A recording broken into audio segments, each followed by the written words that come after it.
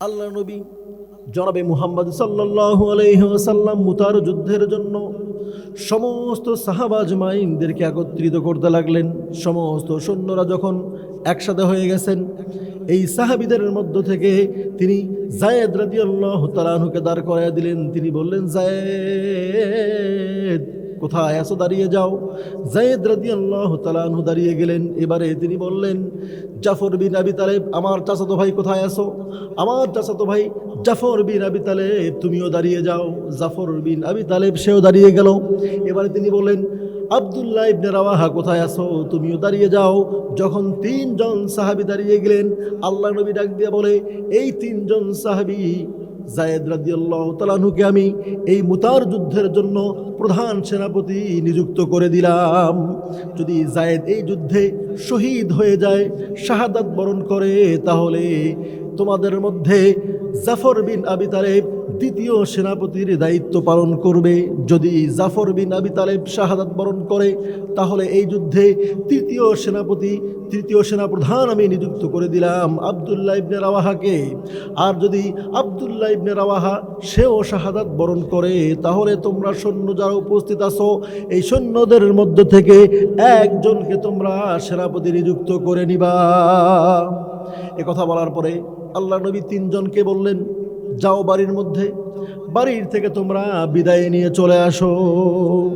সমস্ত সাহাবা আজমাইন কনফার্ম হয়ে গেল, এই যুদ্ধে এই তিনজন সেনাপতি শাহাদাত বরণ করবেন। যায়েদ রাদিয়াল্লাহু তাআলা আনহু আল্লাহ নবীকে ডাক দিয়ে বলেন, ওগো নবীজি, আপনি আমাকে পালক পুত্রের স্বীকৃতি দিয়েছেন, আপনি আমার পিতা, আপনি আমাকে লালন পালন করেছেন।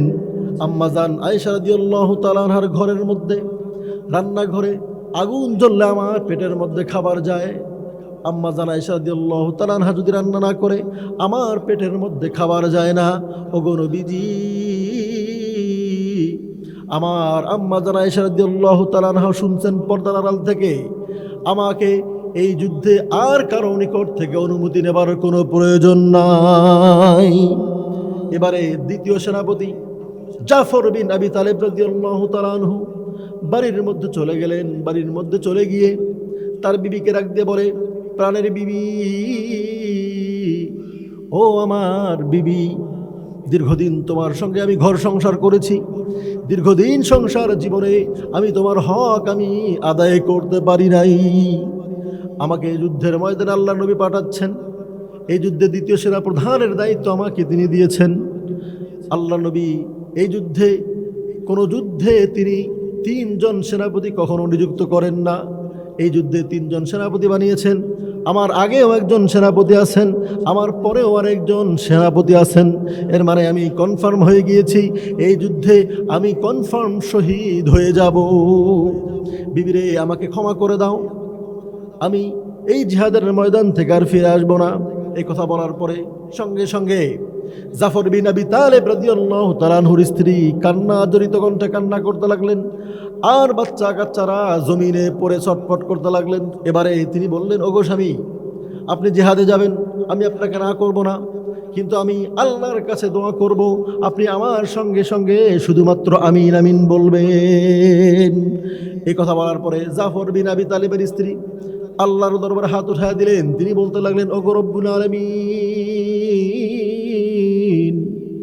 আমার স্বামীকে তোমার নবী যুদ্ধের সেনাপতি বানিয়েছেন, আমার স্বামী যুদ্ধের ময়দানে চলে যাবেন, আমি তোমার কাছে চাই আমার স্বামীকে এই যুদ্ধের ময়দান থেকে গাজী বানায়া আমার নিকটে তুমি ফিরাইয়া দিবা। এই কথা বলার সঙ্গে সঙ্গে জাফর রাদিয়াল্লাহু তাআলা আনহু তার তরবারির উল্টা পিঠ দিয়ে মৃদু আঘাত করে বলতে লাগলেন, ওগো আমার প্রাণের বিবি, উল্টা দোয়া করো না, এই দোয়া আমার রব্বুল আলামিন কবুল করবেন না। কারণ এই জিহাদের ময়দানে আল্লাহ নবী যেই তিনজন সেনাপতি নিযুক্ত করে দিয়েছেন, এই তিনজনের কোনো একজন জীবিত অবস্থায় বাড়িতে ফেরত আসবে না। এই কথা বলার পরে তিনি রওনা করে দিলেন জিহাদের ময়দানে। পিছনে বাচ্চা কাচ্চারা এবং তার স্বামী, তার স্ত্রী কান্নাকাটি করতে লাগলেন। পিছনে সন্তানরা বাবা বাবা বলে চিল্লাইতে লাগলেন, ডাকাডাকি শুরু করে দিয়েছেন। এমত অবস্থায় জাফর বিন আবি তালেব রাদিয়াল্লাহু তাআলা আনহু তিনি ভাবতে লাগলেন, আমি আমার সামনে আমার নবী এবং আমার রব্বুল আলামিন আমার জন্য অপেক্ষমান আছে, পিছনে আমার ফ্যামিলি, আমার সংসার, আমার পরিবার কান্নাকাটি করতেছে, কোনটাকে রেখে কোনটার দিকে যাই। এ কথা বলে তিনি বলতে লাগলেন, আমার ফ্যামিলিকে আমি আল্লাহর জিম্মায় রেখে আমি জিহাদের ময়দানে চলে গেলাম। যখন জাফর রাদিয়াল্লাহু তাআলা আনহু চলে গেলেন, এবারে তৃতীয় সেনাপতি আব্দুল্লাহ ইবনে রাওয়াহা রাদিয়াল্লাহু তাআলা আনহু বাড়ির মধ্যে চলে গেলেন।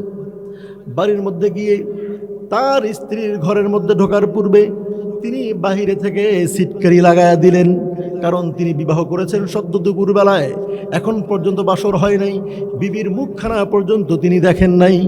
তার বিবি তৎকালীন সময়ে আরবের মদিনার সব থেকে সুন্দরী রমণী ছিল। এই আব্দুল্লাহ ইবনে রাওয়াহা রাদিয়াল্লাহু তাআলা আনহু রুমে না ঢুকে সিটকানি বাহিরে দিয়ে লাগায় দিয়ে বলতে লাগলেন, আসসালামু আলাইকুম ওয়া রাহমাতুল্লাহ।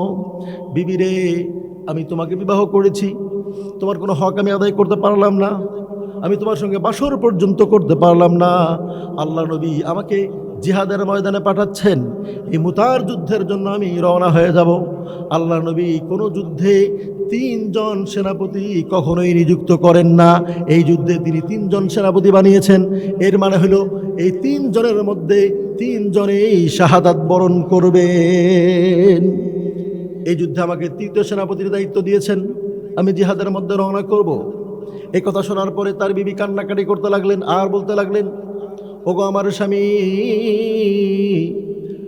আপনি ঘরের ভিতরে প্রবেশ করেন, আমি আপনাকে প্রেম নিবেদন করব না, আপনাকে আমি জিহাদে যেতে বাধা প্রদান করব না, আমি শুধু আপনাকে একটা বার দেখতে চাই, আপনি শুধু আমাকে একটি নজর দেখে রাখেন, আমি মদিনার মধ্যে সব থেকে সুন্দরী রমণী, আমি আপনাকে দেখতে চাই। এই কারণে কিয়ামতের ময়দানে আমি আল্লাহ রব্বুল আলামিনকে বলবো, ওগো রব্বুল আলামিন,